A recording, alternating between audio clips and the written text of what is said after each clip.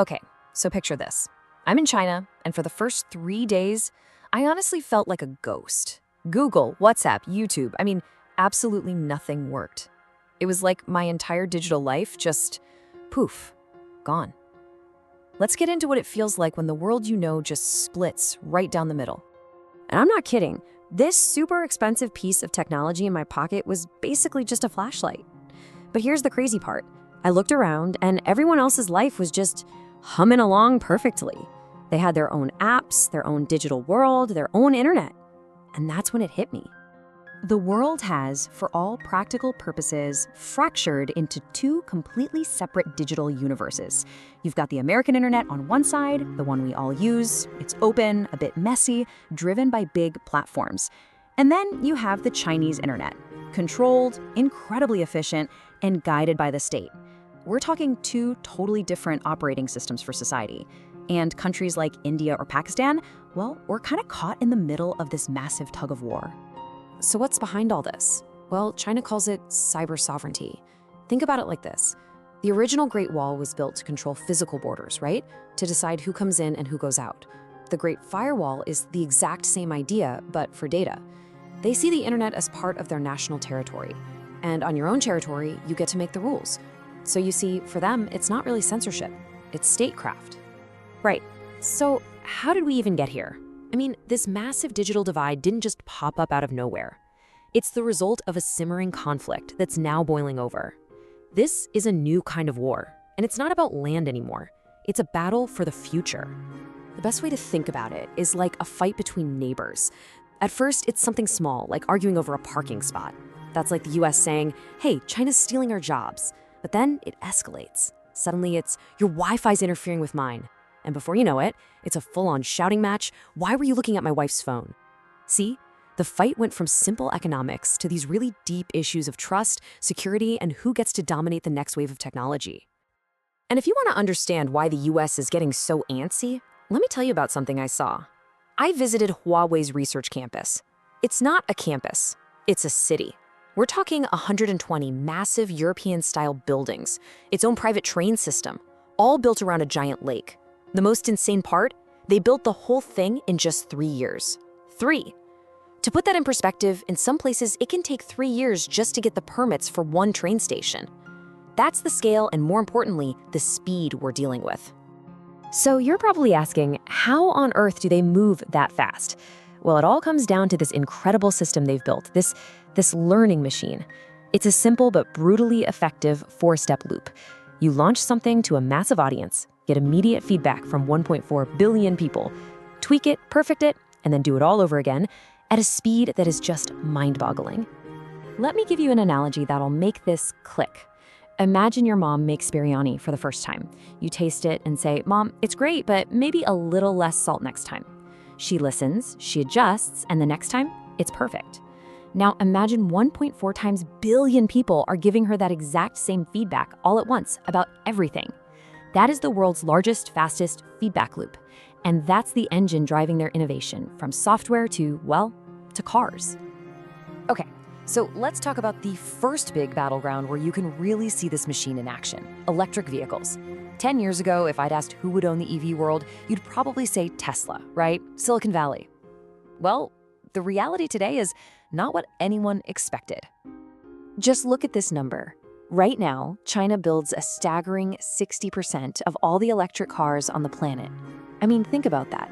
If you could gather every single EV in the world into one giant parking lot, 6 out of every 10 of them would be made in China. And believe it or not, it gets even more dominant. Because it's not just the cars. It's the heart of the car. China produces nearly 80% of the world's EV batteries. So they don't just have 6 out of 10 cars in that giant lot. They basically own the engine for almost the entire thing. So how in the world did this happen so fast? They used a brilliant strategy called leapfrogging. They looked at the car industry and basically said, look, we're never going to catch up to Germany and Japan. They've been perfecting petrol engines for 100 years. So, you know what they did? They just skipped it. They jumped right over the whole petrol engine era and went straight to EVs, a brand new playing field where everyone was starting from scratch. But it's not all smooth sailing. This incredible success has created some massive headaches for them. First, they have a huge overcapacity problem. Their factories can build way more cars than people are actually buying. This has kicked off these vicious price wars at home where companies are practically bleeding money. And to top it all off, the US and Europe are now throwing up huge tariffs, closing off their biggest markets. So you've got this amazing product, but you're running out of places to sell it. Okay, so if EVs were the surprise punch, then artificial intelligence, that's the main event. This is the next huge battleground. And honestly, the race here is so tight, it's changing by the day. So to get your head around this AI race, let's use a cricket analogy. It breaks down into three things. You've got compute, that's your bat, the raw power. You've got talent, your engineers, those are the players on the field. And then you have deployment, that's actually using the AI to do stuff, that's scoring the runs. And here's the thing, you can have the best bat and the best players in the world, but if you don't actually score any runs, you still lose the match. All right, so let's break it down.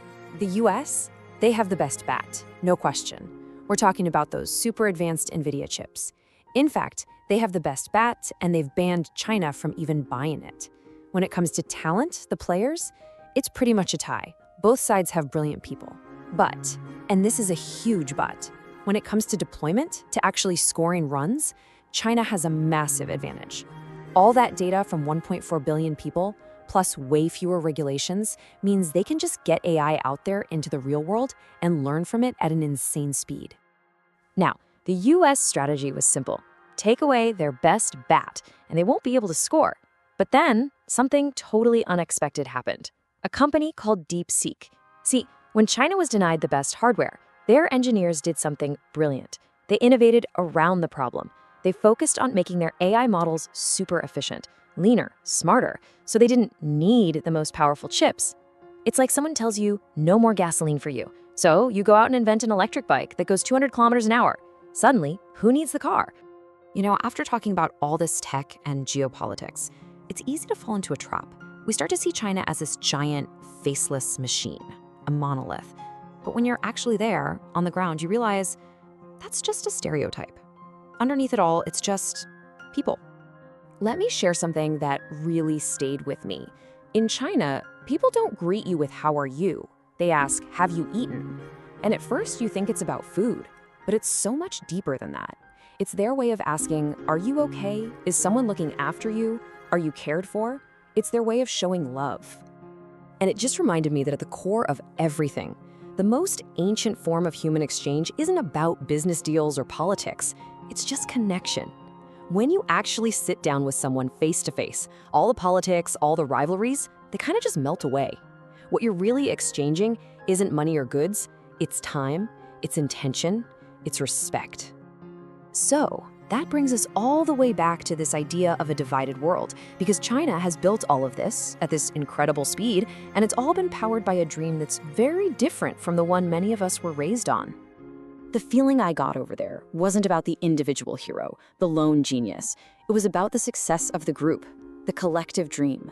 And it's this shared national vision that's allowed them to build a whole new reality, a new world order that doesn't really play by the old rules anymore. And that's the thought I want to leave you with. In this new, divided world, where their collective dream is very much becoming a reality, we have to look in the mirror and ask ourselves a really important question. What's our dream? What is the future that we are building?